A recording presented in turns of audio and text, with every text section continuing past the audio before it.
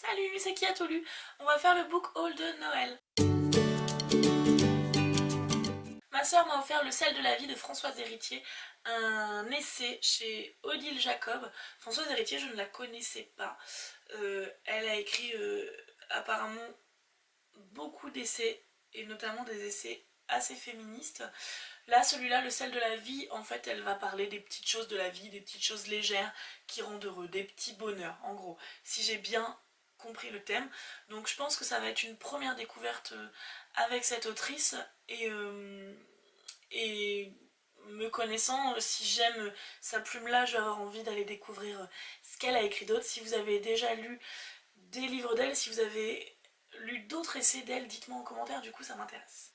Et je vous montre juste, voilà, je sais pas si ça va faire le focus, mais c'est en... Vraiment cette collection est très belle là chez Odile Jacob.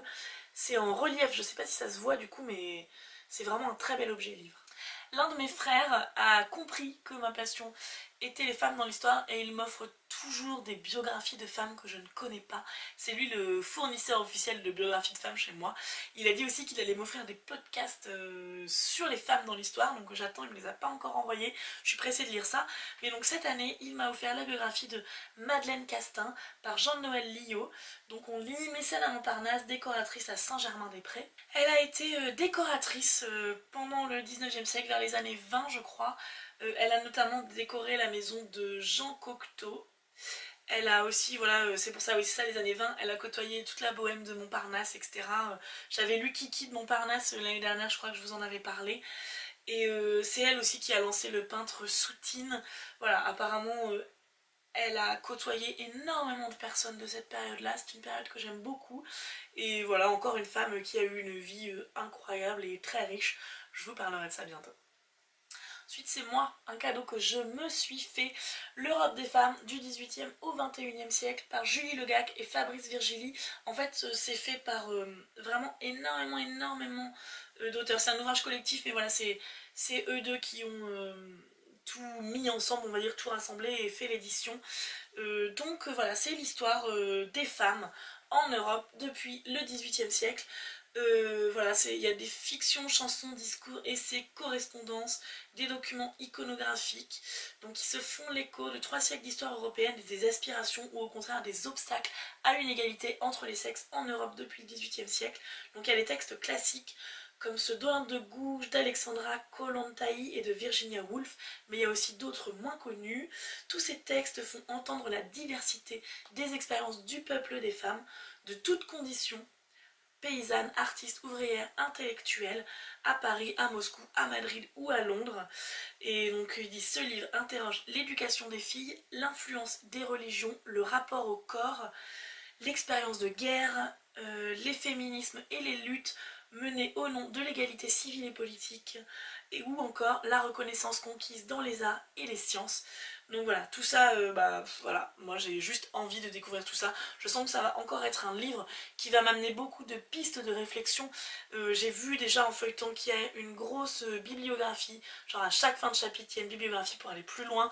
Donc je suis sûre que là ça va m'amener énormément d'idées de lecture et je pense que c'est encore un livre qui va m'ouvrir l'esprit, qui va m'enrichir culturellement, intellectuellement, et ça j'adore. Je me suis aussi acheté le catalogue de Anders Zorn, le maître de la peinture suédoise, qui est une exposition qui vient d'avoir lieu au Petit Palais, qui s'est finie en décembre.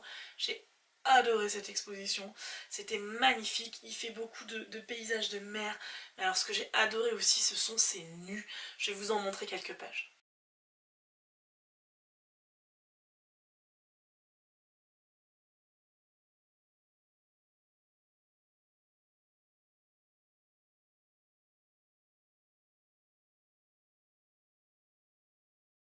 Mon autre frère m'a offert l'intégrale d'une BD, donc par Topi, ça s'appelle Le Collectionneur. J'ai regardé sur internet et apparemment c'est l'histoire d'un dandy cow-boy qui cherche les œuvres d'art volées. Voilà, donc ça a l'air cool. C'est en noir et blanc comme ça, les dessins sont sympas. Voilà, et donc du coup on voit des indiens, des cow-boys, etc. En fait j'ai l'impression que c'est un espèce de Corto Maltese Lucky Luke cherche le nom là, et Bob Moran, un peu j'ai l'impression. Voilà. Donc on verra, je vous dirai ça.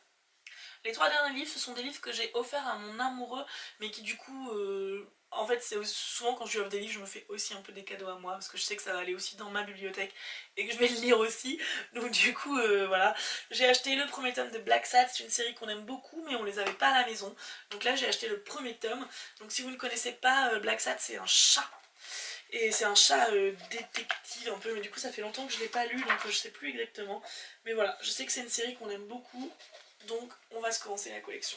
J'ai acheté une deuxième BD, c'est La quête de l'oiseau du temps de Loisel. Là j'ai vu en fait que le tome 6 était sorti, je sais pas qu'ils en sortaient encore des nouveaux. Et du coup bah pareil, en fait voilà, c'est une série qu'on aime beaucoup, donc j'avais envie de commencer à ce qu'on les ait. Je crois que mon amoureux les a jamais lus. On a Peter Pan par Loisel qu'on adore aussi. Donc du coup la quête de l'oiseau du temps, je voulais la mettre à côté de Peter Pan. Et pour finir, je lui ai offert le guide du routard 2018 de Londres parce que fin février, début mars, on va partir une semaine à Londres. Si vous avez des bons plans à nous donner, dites-moi ça en commentaire. Voilà, là on va commencer à préparer le voyage doucement. Voilà, c'est tout pour le book haul de Noël. Ça va, j'ai été gâtée, j'ai eu des choses vraiment très bien, mais on m'en a pas offert 20, ce qui est pas mal parce que j'ai plus de place et après j'ai jamais le temps de les lire. Donc moi je suis très contente de ce que j'ai eu à Noël.